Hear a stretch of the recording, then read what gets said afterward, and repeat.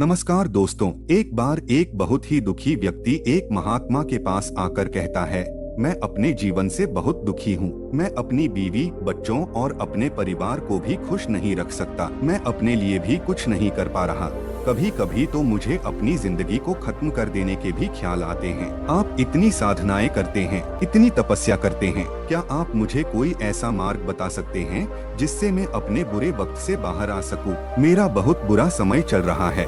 2 वक्त की रोटी का इंतजाम करना भी मेरे लिए बहुत मुश्किल हो गया है। अब आप ही बताइए कि ऐसे वक्त में मैं जिंदा रहूं तो कैसे रहूं? कैसे अपने परिवार को खुश रहूं? कृपया करके कोई साधारण सा तरीका बताने की अनुकंपा करें ताकि मैं आसानी से समझ सकूं, क्योंकि मैं बहुत पढ़ा लिखा नहीं हूं। अगर आप बड़ी बड़ी ज्ञान की बातें करेंगे तो शायद मैं कभी समझ भी नहीं पाऊंगा। ये सुनकर महात्मा ने मुस्कुराते हुए कहा कि तुम एक काम कर सकते हो। मेरा उसने सामने की तरफ इशारा करते हुए कहा कि उस ऊंची पहाड़ी पर एक मंदिर है और उस मंदिर के पास चींटियों का एक घर है जहाँ पर हजारों चींटियां रहती हैं। तुम्हें सुनने में बड़ा अजीब लगेगा, लेकिन वो चींटियां उस मंदिर की जमीन को खराब कर देती हैं, उस मिट्टी की उपजाऊ शक्ति को खत्म कर देती है, जिसके कारण वहाँ पर कोई भी पेड़ या कोई भी घास पनप नहीं पाती है। तुम मेरा एक काम करो, उसके बाद मैं तुम्हें तुम्हारे सवालों के जवाब दूंगा। तुम 7 दिन तक रोज उस पहाड़ी पर जाओ और उस चींटियों के घर को तहस नहस कर दो, उसको तोड़ दो। जब भी तुम्हें कोई चींटियों का घर दिखे मंदिर के आसपास तो उसे वहीं पे तहस नहस कर देना। लेकिन याद रहे, घर को तोड़ने में कोई भी चींटी मरने नहीं चाहिए। इस बात को समझने का प्रयास करते हुए वो युवक वहाँ से चला गया। शायद उसको कुछ समझ में नहीं आया था कि महात्मा जी ऐसा क्यों करवा रहे हैं। ये देखकर पहले तो उस युवक का मन कमजोर पड़ गया। उसने सोचा कि ये इतनी मेहनत करके अपना घर भर रही है और मैं इनके घर को तबाह कर दूंगा तो इनको कितना बुरा लगेगा। लेकिन फिर उसने उस महात्मा की बात याद करते हुए उस घर को तोड़ना शुरू कर दिया। जल्द ही चींटियों में हाहाकार मच गया। वो इधर उधर दौड़ने लगी। अभी तक जो कतार में चल रही थी अब वो बिखर गई और इधर उधर अपनी जान बचाने के लिए भागने लगी। थोड़ी देर में घर टूट गया और सारी चींटियां इधर उधर छुपने के लिए भाग चुकी थी। ये करने के बाद वो युवक दुखी मन से वापस अपने घर पर लौट आया। उसका मन परेशान था, दुखी था, पश्चाताप से भरा हुआ था। फिर उसने अपने बिस्तर में रात में लेटे लेटे ही सोचा कि अब तो उन चींटियों का घर तबाह हो चुका है। अब वहाँ वापस जाने से क्या प्रयोजन है? अब क्या फायदा होगा? क्योंकि चींटियों का घर तहस नहस करने के लिए महात्मा जी ने कहा था, जो मैं कर चुका हूँ। लेकिन फिर कुछ सोचकर अगले दिन उसने फिर से जाने का निश्चय किया और अगले दिन सुबह सुबह उठकर वो वापस उसी पहाड़ी पर पहुँच जाता है। पहाड़ी पर पहुंचकर वो उसी जगह पर पहुंचता है जहां पिछले सुबह उसने उस घर को तहस नहस कर दिया था। लेकिन वो ये देखकर चौंक जाता है कि उन चींटियों ने फिर से अपना घर उसी जगह पर बना लिया था और अब वो फिर से अपने घर के लिए सामान इकट्ठा करने में जुटी हुई थी। उस आदमी को देखकर लगा कि ये चींटियां कितनी मूर्ख है। इनको पता है कि कल ही इनका घर इसी जगह पर तबाह किया गया है और उसी जगह पर उन्होंने अपना नया घर भी बना लिया। और ये सोचकर वो आदमी हंसने लगा। लेकिन फिर से महात्मा की बात याद करते हुए उसने उन चींटियों का घर फिर से तबाह करना शुरू कर दिया। फिर से उन चींटियों में हलचल मच गई और थोड़ी देर में वो चींटियां इधर उधर अपनी जान बचाने के लिए भागने लगी। कुछ ही देर में उनका घर फिर से नष्ट हो गया। इस बार तो मैंने अच्छी तरह से उस घर को तबाह कर दिया है। अब तो वो चींटियां यहाँ पर अपना घर बना ही नहीं पाएगी।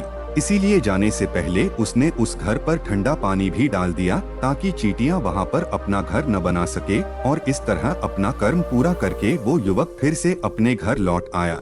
आज रात में सोते वक्त फिर से वो इंसान यही सोच रहा था कि क्या महात्मा ये सही काम करवा रहे हैं? क्या किसी का घर तबाह करना किसी सिद्ध पुरुष को शोभा देता है? क्या हो अगर वो महात्मा सिद्ध पुरुष हो ही ना? क्या होगा अगर वो मुझे बेवकूफ बना रहे हों? लेकिन फिर उसने निश्चय किया कि मैं अपने काम को पहले पूरा कर लेता हूँ, उसके बाद ही पता चलेगा कि महात्मा मुझसे ऐसा क्यों करवा रहे थे। और यही सोचकर वो रात में सो जाता है।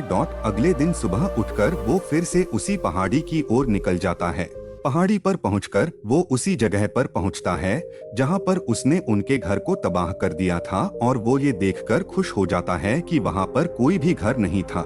सारी चींटियां वहां से भाग चुकी थी। अब उसने सोचा कि अब मेरा रोज रोज आने का क्या प्रयोजन, क्योंकि चींटियां तो अपना घर बदल चुकी है।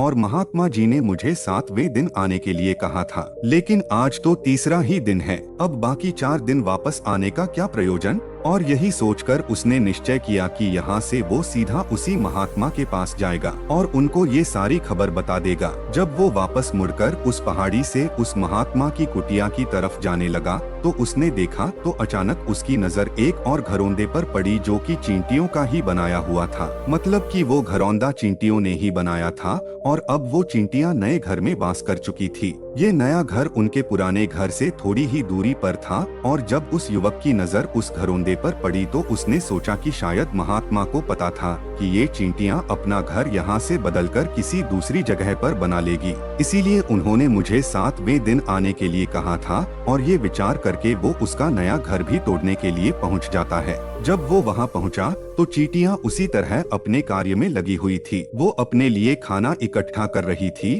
और अपने घर में जमा करती जा रही थी। जो पुराना घर टूटा था वहाँ भी अनाज के कण बचे हुए थे और चींटियां वहाँ से भी अनाज इकट्ठा कर करके वापस अपने नए घर में ला रही थी। अब यहाँ पर फिर से युवक का मन थोड़ा कमजोर पड़ गया, क्योंकि वो खुद भी कमजोर था, खुद भी वक्त का मारा हुआ था। इसीलिए उसके मन में उन चींटियों के प्रति दया का भाव उमड़ रहा था। उनके ऊपर उसे दया आ रही थी। वो चाहता था कि उनकी मदद करे, लेकिन वो उल्टा उनको नुकसान पहुंचा रहा था। लेकिन उस महात्मा की बात को याद करते हुए उसने फिर से उस घर को तोड़ने का निश्चय किया और उसने इस बार बड़ी ही सावधानी के साथ बिना किसी चींटी को कोई नुकसान पहुंचाए वो घर तबाह करना शुरू कर दिया।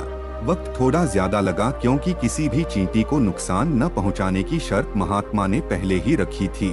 इसीलिए उसको बड़ी सावधानी के साथ उन घरों को तबाह करना था। लेकिन आखिरकार उसने उस घर को भी तबाह कर दिया और उस घर को तबाह करने के बाद वो बड़े ही दुखी मन से, इस बार वो पहले से भी ज्यादा दुखी था, क्योंकि उसने उनका नया घर भी तोड़ दिया था। वो उन चींटियों को बसने ही नहीं दे रहा था और वो अब अपने आप को शैतान या दानव समझने लगा था। लेकिन फिर भी उस महात्मा की बात को मानते हुए वो अपने घर पर दुखी मन से वापस आ गया। रात में सोने से पहले एक बार उसने फिर से सोचा कि मैं कितना बड़ा शैतान हूँ, कितना बड़ा दानव हूँ। पुराना घर तो छोड़ो, मैं उन चींटियों को कहीं भी बसने के लिए कोई जगह ही नहीं दे रहा हूँ। वो चींटियाँ मेरे बारे में क्या सोचती होंगी?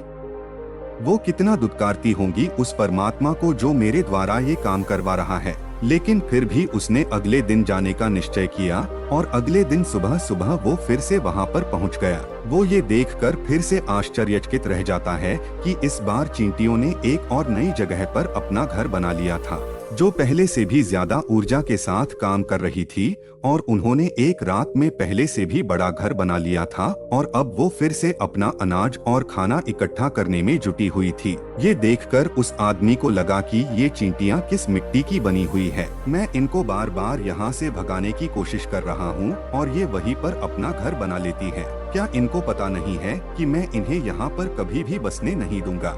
ये चींटी है, दिखने में इतनी छोटी है, लेकिन फिर भी ये मुझसे हार नहीं मान रही है। बड़ी ताज्जुब की बात है। और इस बार उसने गुस्से में उस घर को तहस नहस करना शुरू कर दिया। लेकिन इस बार तहस नहस करते हुए कुछ चींटियां वहीं पर मर गई, उसके पैरों तले कुचल दी गई। कुचलने के बाद जब वो अपने अहंकार से बाहर आया तो उसने देखा कि गुस्से में उसने उन चींटियों को कितनी क्षति पहुंचा दी है। उसका मन पश्चाताप से भर गया और वो रोता हुआ अपने घर की तरफ बढ़ गया। रात में सोते वक्त उसने सोचा कि मैं उन चींटियों पर बहुत ज्यादा अत्याचार कर रहा हूँ, अब इससे ज्यादा अत्याचार में नहीं कर पाऊंगा। और यही सोचकर वो अगले दिन उन चींटियों के लिए अपने घर से थोड़ा आटा लेकर उसी पहाड़ी पर पहुँच जाता है। आज उसके मन में उन चींटियों के प्रति श्रद्धा का भाव था, दया का भाव था। आज वो उनकी मदद करना चाहता था और जब वो वहाँ पर पहुँचा तो चींटियां फिर से अपने नए घर को बनाने में जुटी हुई थी। उसने बड़ी ही करुणा के साथ उन चींटियों को अपना लाया हुआ आटा खिलाया और अगले 3 दिनों तक वो ऐसा ही करता रहा। वो रोज सुबह जाता और उन चींटियों को अपने हाथों से आटा खिलाता। 7 दिन के बाद वो युवक उस महात्मा के पास पहुंचकर हाथ जोड़कर बोलता है कि हे महात्मा जी, मुझे माफ कर देना। मैंने उन चींटियों का घर तबाह करने के लिए बहुत कोशिश की। मैंने उनका घर तबाह किया भी, 1 बार नहीं 4 बार मैंने उनका घर तोड़ा। उसके बाद मैं हिम्मत नहीं कर पाया, उनके घर को नहीं तोड़ पाया। मैं समझ सकता हूँ कि मैंने आपका काम पूरा नहीं किया और इसके बदले आप मुझे वो तरीके भी नहीं बताएंगे जो कि मुझे मेरे बुरे समय से बाहर निकाल सकते हैं, लेकिन मुझे इसका कोई खेद नहीं है। मुझे लगता है कि मैंने जो किया वो सही किया, इसीलिए मैं आपसे आज्ञा लेकर वापस जा रहा हूँ। कृपया मुझे वापस अपने घर जाने की आज्ञा दीजिए। ये सुनकर महात्मा ने मुस्कुराते हुए कहा कि अरे बेटा, कहाँ चल दिए, रुको तो सही, जलपान तो कर लो, थोड़ी देर ठहर जाओ, उसके बाद चले जाना। और ये कहकर वो महात्मा उस युवक के लिए पानी लेकर आते हैं। पानी पिलाने के बाद महात्मा उस युवक से पूछते हैं कि तुम मुझे ये बताओ कि आखिर तुम उन चींटियों का घर तबाह क्यों नहीं कर सके। वो चींटियां तो छोटी छोटी है और तुम इतने विशालकाय हो, फिर भी तुम उन छोटी छोटी चींटियों का घर तबाह नहीं कर पाए। कहाँ है तुम्हारी शक्ति, तुम्हारा बाहुबल। इसका जवाब देते हुए उस युवक ने कहा कि हे महात्मा, मैंने उन चींटियों का घर तबाह कर दिया था, बार बार किया था। एक बार तो अपने गुस्से में उन चींटियों को भी मैंने हानि पहुंचा दी थी, लेकिन जिस दिन मैंने उनको हानि पहुंचाई, उसी दिन मेरे को लगा कि मैं इनको क्यों हानि पहुंचा रहा हूं, क्यों इनको इतनी तकलीफ दे रहा हूं, और उसी दिन से मैंने उनको क्षति पहुंचाने की बजाय, नुकसान पहुंचाने की बजाय उनकी सहायता करनी शुरू कर दी। ये सुनकर उस महात्मा ने कहा कि ये ही तो सीखने की बात है। एक छोटी सी चींटी हमें जीवन का संदेश दे जाती है। मैंने तुम्हें उन चींटियों का घर तबाह करने के लिए नहीं भेजा था, मैंने तुम्हें भेजा था ताकि तुम उन चींटियों से कुछ सीख ले सको। तुम्हें क्या सीख मिली उन चींटियों से, क्या मुझे बता सकते हो? ये सुनकर उस युवक ने पूरी कहानी बयां कर दी। पूरी कहानी सुनने के बाद महात्मा ने मुस्कुराते हुए कहा कि बेटा, पहली सीख जो इन चींटियों से लेने की थी वो ये थी कि तुमने कितनी ही बार उनके घर को तोड़ने की कोशिश की, कितनी ही बार प्रयास किया कि उनका घर तबाह हो जाए, लेकिन वो हर बार अपना नया घर बना लेती थी। उन्होंने कभी भी हार नहीं मानी। अगर वो हार मान लेती तो वो चींटियां तुम्हें वहाँ पर नहीं मिलती। जीवन कार्यशीलता का नाम है, कर्मशीलता का नाम है, लेकिन हम मनुष्य एक दो बार हार मिलने पर ही टूट जाते हैं, हताश हो जाते हैं और फिर जीवन में प्रयास ही नहीं करते। और कुछ लोग तो अपनी जिंदगी को खत्म करने पर उतारू हो जाते हैं। लेकिन जानवरों में तुमने एक बात देखी होगी कि वो अपना जीवन खुद से, स्वयं से कभी खत्म कर ही नहीं सकते हैं। तुमने कभी नहीं सुना होगा कि किसी जानवर ने आत्महत्या कर ली, चाहे वो जानवर कितना ही भूखा क्यों ना हो, कितना ही दुखी क्यों ना हो, लेकिन वह अपने जीवन के लिए हमेशा संघर्ष करता रहता है। लेकिन वहीं पर दूसरी तरफ हम मनुष्य एक दो बार हताश होने पर ही अपना जीवन खत्म कर लेते हैं। जीवन तो कर्मशीलता है, कर्म करने का नाम है जीवन, और मृत्यु आखिरी विश्राम है, परम विश्राम है। इसीलिए मृत्यु से पहले कर्म करना कभी मत छोड़ना, क्योंकि मृत्यु के बाद तो तुम परम विश्राम में चले ही जाओगे। तो उससे पहले कर्म करना क्यों छोड़ रहे हो, क्यों हताश हो रहे हो? अगर तुम्हारा एक घर टूट गया है तो दूसरा घर बनाने का प्रयास करो, कोशिश करो, और कोशिश करने वालों की कभी हार नहीं होती। ये तुम उन चींटियों से देख चुके हो, देखने में तुमसे कितनी छोटी है वो चींटियां, और तुम इतने बड़े हो, लेकिन उनका मन तुम्हारे मन से इतना बड़ा है, इतना विशाल है, इतना दृढ़ संकल्प ही है कि इतनी बार घर टूटने पर भी उन चींटियों ने कभी हार नहीं मानी। दूसरी सीख यहाँ से लेने की थी, वो ये थी कि जब भी हमारे ऊपर बुरा समय आता है, हमें लगता है कि ये समय कभी नहीं जाएगा, ये समय मेरे जीवन को बर्बाद कर देगा, मुझे कभी नहीं जीने देगा,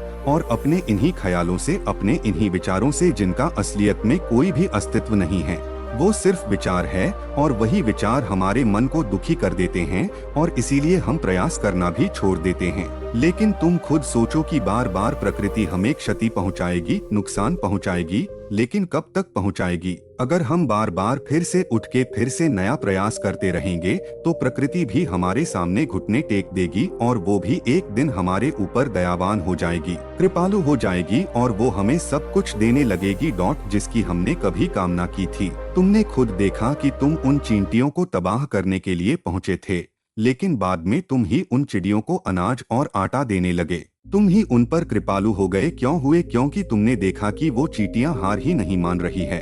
इसी तरह अगर तुम भी अपने जीवन में कभी हार नहीं मानोगे तो एक ना एक दिन ये प्रकृति तुम्हें वो सब कुछ देगी जो तुम अपने जीवन में पाना चाहते थे। इसीलिए दो सीख याद रखना, कर्मशीलता कार्य करते जाना, और दूसरा कि एक ना एक दिन प्रकृति तुम्हारी उस कर्म का परिणाम तुम्हें जरूर देगी। यह कहानी आपको कैसी लगी, इस संदर्भ में आप अपने विचार कमेंट बॉक्स में लिखिए। कृपया लाइक करें और सब्सक्राइब करें और नए वीडियो अपडेट प्राप्त करने के लिए घंटी आइकन पर क्लिक करें। धन्यवाद।